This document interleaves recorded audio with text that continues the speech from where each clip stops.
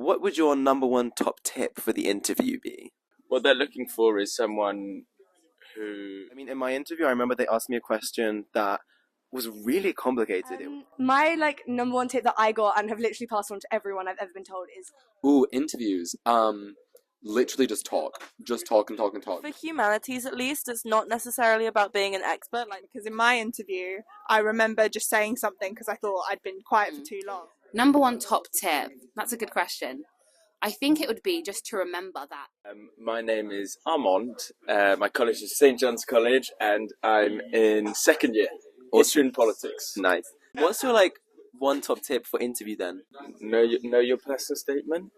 I think that when I was speaking to one of my supervisors about the interview process and everything after I'd gotten in, they were like, what they're looking for is someone who is open to a conversation, and open to trying to expand and extend a conversation and make a conversation from a bit of interest they have and making that an academic conversation.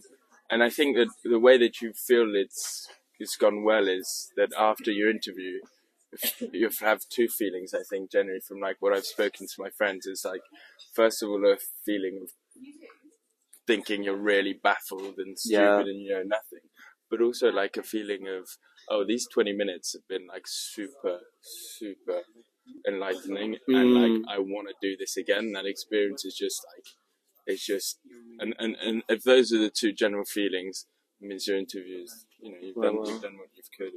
Yeah, I remember that somebody told me before my interview that if you think it was really hard, then that means that they were increasing the difficulty because they knew you could deal with it. So don't worry if you felt like that. And I definitely agree, 100%. Probably, obviously take it seriously, but don't take it too seriously. It's, especially if you're doing a humanities subject, it's more of a conversation, it's a discussion. It's not a corporate Morgan Stanley interview. So people think that you have to wear a suit, but you really don't. And I think it's probably better if you don't, because you'll feel more comfortable just wearing things that you normally wear. I agree, and they're not looking for the finished product. Yeah. You're just a sixth form student. They know that. Don't waffle. So you can take a deep breath for answering a question. You can say, for example, oh, can I just have a second to think about that? And then you can give concise answers. You've essentially got 30 minutes to an hour to show who you are as a candidate. So don't waste time speaking about stuff that you're not actually really confident about. You could just give a short answer and then move on. My number one tip that I got and have literally passed on to everyone I've ever been told is, you think at interview it's a verbal test, but it's just not like that at all. And kind of understanding they've got your grades, they've got your references, what they're looking for is your potential. So it doesn't matter if you get questions wrong at interview, as long as you're kind of explaining how you got to your answer and trying your best, because I got loads of questions wrong at my interview and they still let me in. So you don't need to let it put you off at interview if you're getting things wrong. Yeah, I'd say kind of along a similar strain. I heard from someone which really helped me. They just want to know that you're teachable. They don't want to know you're the finished article. So my best advice would be just speak your mind. So if you're struggling on something, say, I'm thinking about it in this way. Oh, that doesn't work. Or this, just be very verbal. Yeah, literally the same as you guys.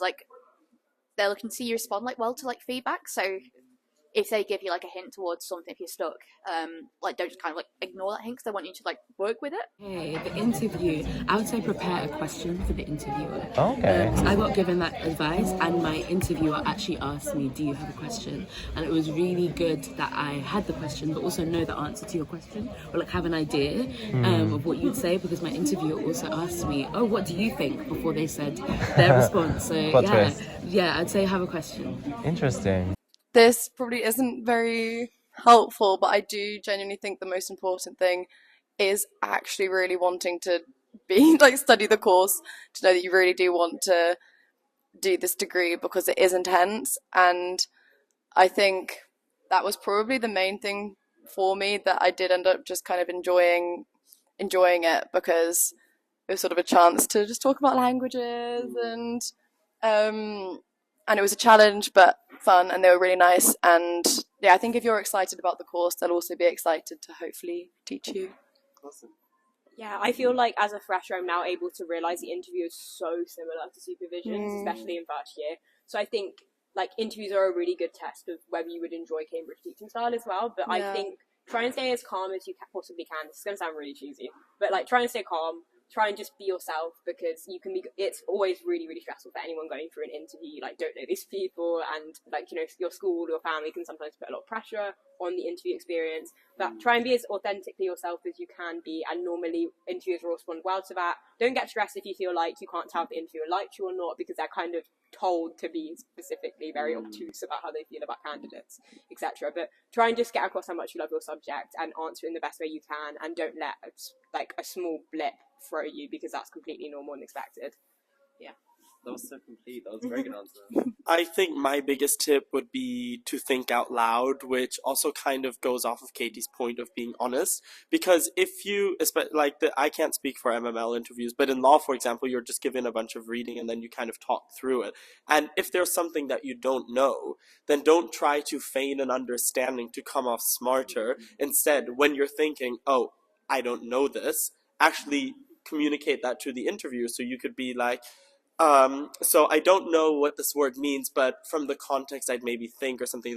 So it's really more about the thought connections that you make and how you get to a certain conclusion rather than what it is. So I think that's my biggest tip, to just talk your interview through what's going on in your mind, because they're not testing what you can come up with or what your final answer is. They're testing how they can teach you and whether or not you're adaptable to the teaching style at Cambridge. So really showing that you are, I think, is my biggest tip.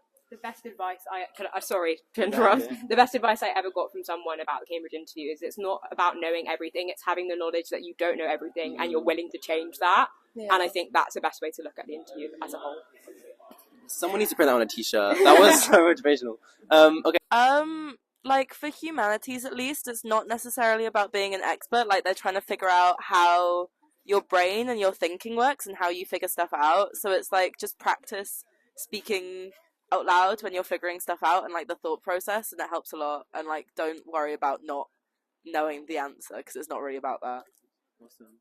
Yeah, they're definitely just trying to find out how you think. They don't expect you to know everything. Just treat it like a conversation and be yourself.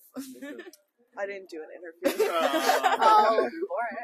What was your application then? What did you have to do for your application to come to Cambridge? So I wrote, so mine's a study abroad program, so I wrote an essay, and then my study abroad director at Caltech interviewed me, but she kind of just asked me questions like, why do you want to go to Cambridge? What qualifies you? And I just gave my academic background, basically, so it's not too bad.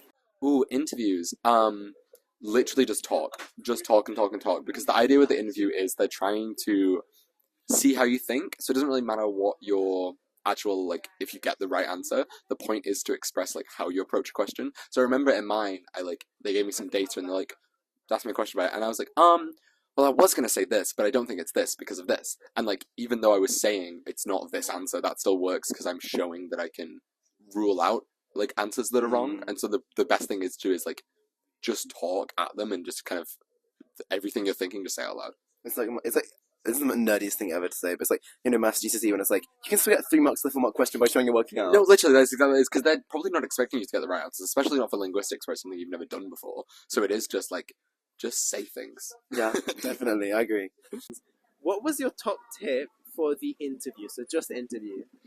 Speak out loud. Speak your thoughts. Speak out loud. Speak your thoughts out loud. Obviously, speak out loud as well. But yeah, say what you're thinking, because in my interview, I remember just saying something because I thought I'd been quiet for too long. And I said, oh, well, it definitely can't be this. And then the interviewer looked at me and was like, and it was that. So otherwise, I may not have made it to Cambridge if I didn't think out loud in my interview. Awesome. I did the exact same thing. Did you? Because they can't read your mind. They don't want the right answer right away. No, they just want to see how you think. They want to see that you're teachable, is what they say. Well done. And what would your top tip for interview be for prospective candidates? I think know your personal statement really well. And think about the interview as a conversation rather than an interview. My top tip for the interview is probably to try and segue it into something you're really confident about. So if they ask you a question on something you really don't understand, but it links to something you do know about, then you should try and segue it into that. Smart. Yeah. I'd say definitely try and think out loud if they ask you a question. Don't just be silent and then come up with a response 2 minutes later. Like, explain your thought process and what you're thinking. Definitely.